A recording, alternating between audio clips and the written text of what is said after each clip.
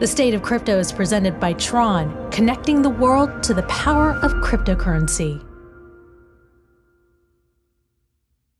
The EU has a metaverse vision, and they could spend hundreds of millions of euros researching virtual worlds. The new plans could see standards and governance set for metaverse-like worlds. The plans are vague so far, but EU executives say that this keeps the bloc competitive, with one noting that virtual worlds could be worth $800 billion globally by 2030. That's just 7 years from now. Will, what do you make of the EU trying to get ahead of the metaverse here?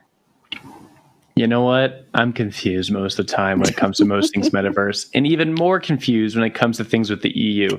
We've talked a lot about the EU quite a bit because they've been a little bit more progressive than I would say the United States has been in terms of digital assets. The US is sort of looked at as like this capitalistic power, right, where a lot of the money is, and a lot of projects, especially in crypto, want to be based out of the US. But the laws, especially securities laws, has sort of hampered that development, especially with the recent lawsuits against Coinbase and even one against Kraken last year. The EU, on the other hand, is not seen as progressive in terms of the amount of capital you can get for a project, but it does look like the laws themselves are more progressive, and they're actually taking like an iterative step in understanding this whole business. So the thing that we've talked about so much on the show is the MiCA rulings from earlier in this year, not rulings rather, but just like the new implementation they're going to roll out, which allows them to look at DeFi and stable coins and wallets just as services and sort of start bringing these into registration. And then they're going to do a follow-up on MiCA later that adds more to it. It makes it more robust. But they're doing like an iterative approach where they're going to roll out things in step.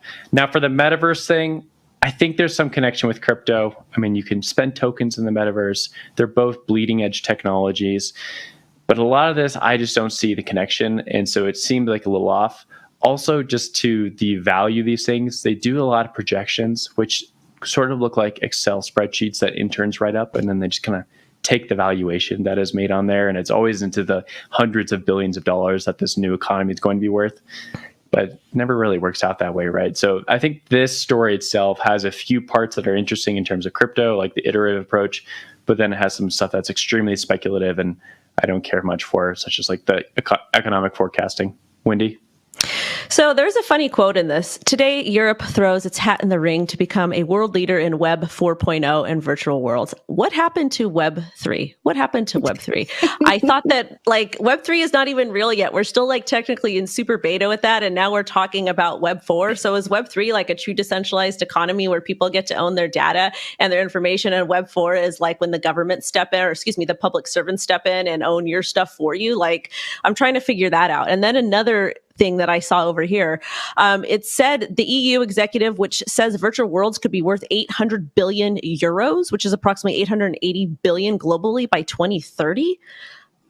Again, Will, they just, are they just like get an Excel spreadsheet? Like, okay, when I was a little girl growing up, I would get a calculator because we didn't really have computers back then. I'm old, guys, and I would plug in all the numbers and get all these huge numbers because from adding and multiplying. So is that what they're doing? Are they using Excel like this? Like, how could you value intangible worlds? Like, how do you even know how that's going to operate? There's no real guidelines yet. Yes, they have MiCA, but at the end of the day, it's like, to me, that is more dangerous then to me, that's like calling that finding a crypto gem and saying it's going to pump 10,000%. Like that's what these people are doing. They are worse than the crypto YouTubers. Not myself, though. I'm the best. Of course.